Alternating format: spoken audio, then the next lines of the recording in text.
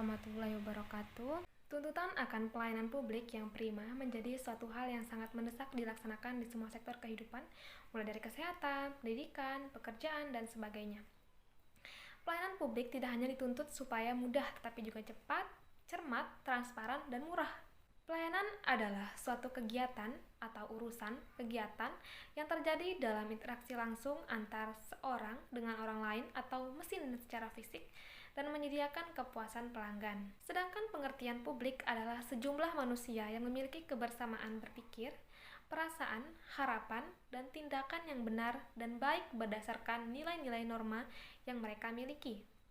Oleh karena itu, pelayanan publik diartikan sebagai setiap kegiatan yang dilakukan oleh pemerintah terhadap sejumlah manusia yang memiliki setiap kegiatan yang menguntungkan dalam suatu kumpulan atau kesatuan dan menawarkan kepuasan meskipun hasilnya tidak terikat pada suatu produk secara fisik.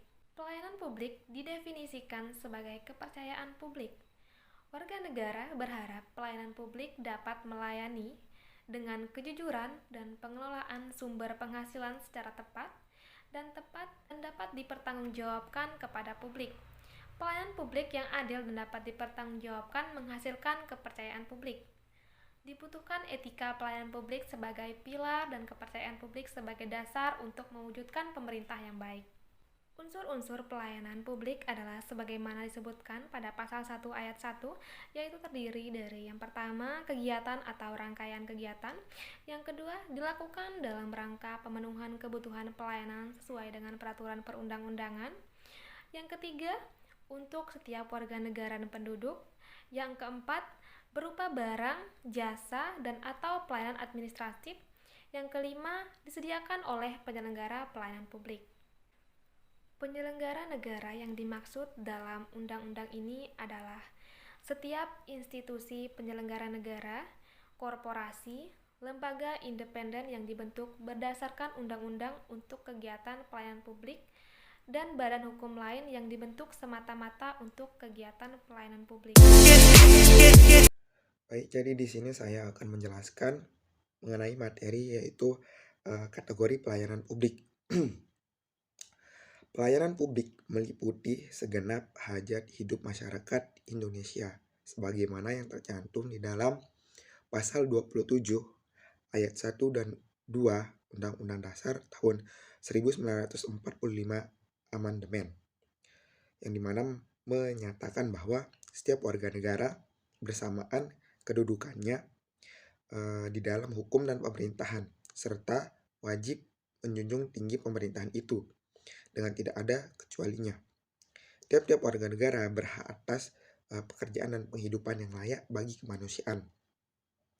Oleh sebab itu, pemerintah telah mengatur perihal ketentuan pelayanan publik lebih lanjut di dalam ketentuan Undang-Undang Nomor 25 Tahun 2009, yaitu Undang-Undang tentang Pelayanan Publik. Di dalam undang-undang ini, pelayanan publik diberi kategori menjadi beberapa bentuk, yaitu bentuk yang pertama adalah pelayanan barang publik, dibagi lagi menjadi 3 bagian. Yang pertama, pengadaan dan penyaluran barang publik yang dilakukan oleh instansi pemerintah, yang sebagian atau seluruh dananya bersumber dari anggaran pendapatan dan belanja negara dan atau anggaran pendapatan dan belanja daerah. Kedua, yaitu pengadaan dan penyaluran barang publik yang dilakukan oleh suatu badan usaha yang modal pendiriannya sebagian atau seluruhnya itu bersumber dari kekayaan negara dan atau kekayaan daerah yang dipisahkan. Dan yang ketiga, yaitu pengadaan dan penyaluran barang publik yang pembiayaannya tidak bersumber dari anggaran pendapatan dan belanja negara atau anggaran pendapatan dan belanja daerah dan atau badan usaha yang modal pendiriannya sebagian atau seluruhnya bersumber dari kekayaan negara dan atau kekayaan daerah yang dipisahkan, tapi ketersediaannya menjadi misi negara yang ditetapkan dalam peraturan perundang-undangan.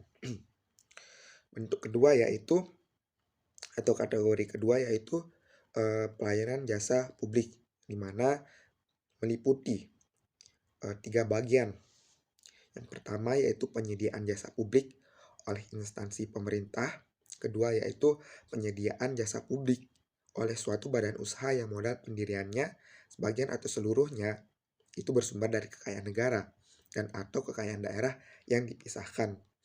Dan yang ketiga yaitu penyediaan jasa publik yang pembiayaannya tidak bersumber dari anggaran pendapatan dan belanja negara atau anggaran pendapatan dan belanja daerah dan atau badan usaha yang modal pendiriannya itu sebagian atau seluruhnya bersumber dari kekayaan negara dan atau kekayaan daerah yang dipisahkan. Tetapi ketersediaannya menjadi misi negara yang ditetapkan dalam peraturan perundang-undangan. Selanjutnya yaitu kategori yang ketiga yang dimana pelayanan administratif meliputi pertama itu tindakan administratif pemerintah yang diwajibkan oleh negara dan diatur dalam peraturan perundang-undangan dalam rangka mewujudkan perlindungan pribadi, keluarga, kehormatan, martabat, dan harta benda warga negara. Kedua yaitu tindakan administratif oleh instansi non-pemerintah yang diwajibkan oleh negara dan diatur dalam peraturan perundang-undangan. Selanjutnya ruang lingkup pelayanan barang jasa administratif publik sebagaimana disebutkan di atas meliputi bidang-bidang pendidikan, pengajaran, dan usaha, tempat tinggal, komunikasi, dan informasi, lingkungan hidup, kesehatan, dan masih banyak lagi. Di dalam hal memberikan pelayanan, maka pihak penyelenggara layanan ini memiliki hak dan kewajiban yang harus dipatuhi. Hak penyelenggara adalah memberikan pelayanan tanpa dihambat pihak lain yang bukan tugasnya. Kewajiban penyelenggara adalah menyusun dan menetapkan standar pelayanan maklumat, pelayanan dan mempublikasikannya. Adapun larangan bagi pelaksana adalah yang pertama, yaitu merangkap sebagai komisaris atau pengurus organisasi usaha bagi pelaksana yang berasal dari lingkungan instansi pemerintah, badan usaha milik negara, dan badan usaha milik daerah. Kedua yaitu meninggalkan tugas dan kewajiban, kecuali mempunyai alasan yang jelas, rasional, dan sah sesuai dengan peraturan perundang-undangan. Tiga yaitu menambah pelaksana tanpa persetujuan penyelenggara. Keempat yaitu membuat perjanjian kerjasama dengan pihak lain tanpa persetujuan penyelenggara. Dan yang kelima, melanggar asas penyelenggaraan pelayanan publik. Etika publik menurut Haryat Moho, etika publik adalah refleksi tentang ukuran atau norma yang menentukan baik buruk, benar salah perilaku, tindakan dan keputusan untuk mengarahkan kebijakan publik dalam rangka menjalankan tanggung jawab pelayanan publik. Fokus utama pada pelayanan publik adalah bagaimana pelayanan publik dapat dilakukan dengan berkualitas dan relevan. Etika publik berfungsi sebagai bantuan dalam menimbang pilihan sarana kebijaksanaan publik dan alat evaluasi yang memperhitungkan konsekuensi etisnya. Fokus pada modalitas etika yaitu bagaimana menjabatani antara norma, moral, dan tindakan faktual. Etika publik mempunyai peranan penting di dalam menanamkan nilai-nilai anti korupsi. Oleh sebab itu, di mana kini tugas etika publik juga semakin berat. Kualitas moral sangat penting, namun demikian tidak bisa hanya mengandalkan hal tersebut semata. Integralisasi antara nilai-nilai moralitas dan etika publik di dalam suatu organisasi merupakan hal yang harus ditanamkan secara berkelanjutan. Etika publik harus siap dilaksanakan di dalam perilaku nyata, di dalam melaksanakan kegiatan sehari-hari. Oleh sebab itu, etika tersebut akan menjadi roh bagi aturan-aturan yang menjadi petunjuk bagi pelaksana tugas pelayanan publik. Di bidang pelayanan publik yang dilaksanakan pemerintah dikenal beberapa asas penting yang harus menjadi roh bagi pelaksana di lapangan. Terdapat Beberapa asas dalam penyelenggaraan pelayanan pemerintahan dan perizinan yang harus diperhatikan yaitu: pertama, empati dengan customer. Pegawai yang melayani urusan perizinan dan instansi penyelenggaraan jasa perizinan harus dapat berempati dengan masyarakat pengguna jasa pelayanan. Yang kedua itu pembatasan prosedur. Prosedur yang harus dirancang sependek mungkin. Dengan demikian, konsep one stop shop benar-benar diterapkan.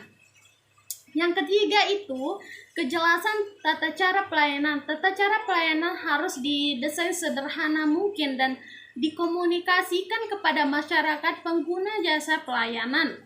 Yang keempat itu minimalisasi persyaratan. Pelayanan persyaratan dalam mengurus pelayanan harus dibatasi sedikit mungkin dan sebanyak yang benar-benar diperlukan. Yang kelima itu kejelasan kewenangan pegawai yang melayani masyarakat pengguna jasa pelayanan harus dirumuskan sejelas mungkin dengan membuat bagan tugas dan distribusi kewenangan. Selanjutnya yang keenam itu transparansi. Biaya pelayanan harus ditetapkan seminimal mungkin dan serta metransparankan mungkin. Terus yang ketujuh itu kepastian jadwal dan durasi. Pelayanan jadwal dan durasi pelayanan juga harus pasti sehingga masyarakat memiliki gambaran yang jelas dan tidak resah. Selanjutnya yang kedelapan itu minimalisasi formulir. Formulir harus dirancang secara efisien sehingga akan dihasilkan formulir kompleks, suatu formulir yang dapat dipakai untuk berbagai keperluan. Selanjutnya itu yang ketujuh, maksimalisasi masa berlakunya izin. Untuk menghindarkan terlalu seringnya masyarakat mengurus izin, maka masa berlakunya izin harus ditetapkan selama mungkin. Selanjutnya itu yang ke-11, kejelasan hak dan kewajiban providers dan customer. Hak-hak dan kewajiban baik providers maupun customer harus dirumuskan secara jelas dan dilengkapi dengan saksi serta ketentuan ganti rugi. Selanjutnya yang terakhir itu efektivitas penanganan keluhan pelayanan yang baik sedapat mungkin harus menghindarkan terjadinya keluhan. Akan tetapi jika muncul keluhan maka harus dirancang suatu mekanisme yang dapat memastikan bahwa keluhan tersebut akan ditangani secara efektif sehingga permasalahan yang ada dapat segera diselesaikan dengan baik. Pengawasan terhadap penyelenggaraan pelayanan publik dilakukan oleh pengawas internal dan pengawas eksternal. Pengawasan internal penyelenggaraan pelayanan publik dilakukan oleh atasan langsung dan oleh pengawas fungsional. Sedangkan pengawasan eksternal penyelenggaraan pelayanan publik dilakukan oleh masyarakat dan oleh Ombudsman serta Dewan Perwakilan Rakyat daerah, provinsi, kabupaten, atau kota. Tata cara pengaduan dilakukan secara tertulis, memuat nama dan alamat lengkap, uraian pelayanan yang tidak sesuai dengan standar pelayanan dan uraian kerugian material atau imaterial yang diderita, permintaan penyelesaian yang diajukan, dan tempat waktu penyampaian dan tanda tangan. Di samping itu, pengadu dapat memasukkan tuntutan ganti rugi dalam surat pengaduannya tersebut dan dalam keadaan tertentu, nama dan identitas pengadu dapat dirahasiakan. Satu hal yang harus diingat, pengaduan yang dilakukan dapat disertai dengan bukti-bukti sebagai pendukung pengaduannya, agar akurasi pengaduan dapat dipertanggungjawabkan. Ombudsman RI sebagai lembaga yang menerima pengaduan dari masyarakat terhadap pelayanan publik merilis dalam rentang waktu 3 tahun terakhir lembaga pelayanan publik yang paling banyak dilaporkan dan menjadi atensi publik oleh masyarakat adalah pelayanan kepolisian dan pelayanan lembaga peradilan.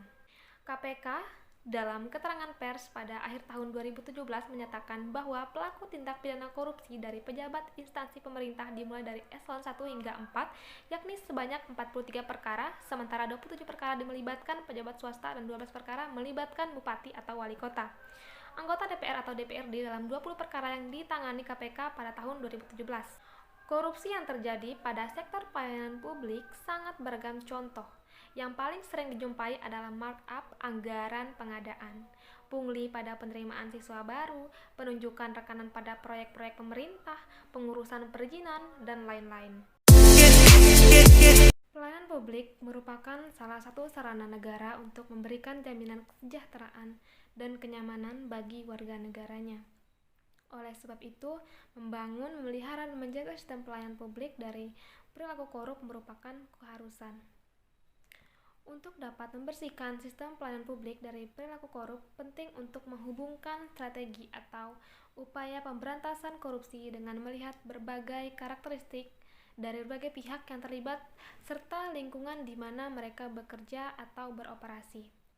Tidak ada jawaban, konsep, atau program tunggal untuk setiap negara atau organisasi.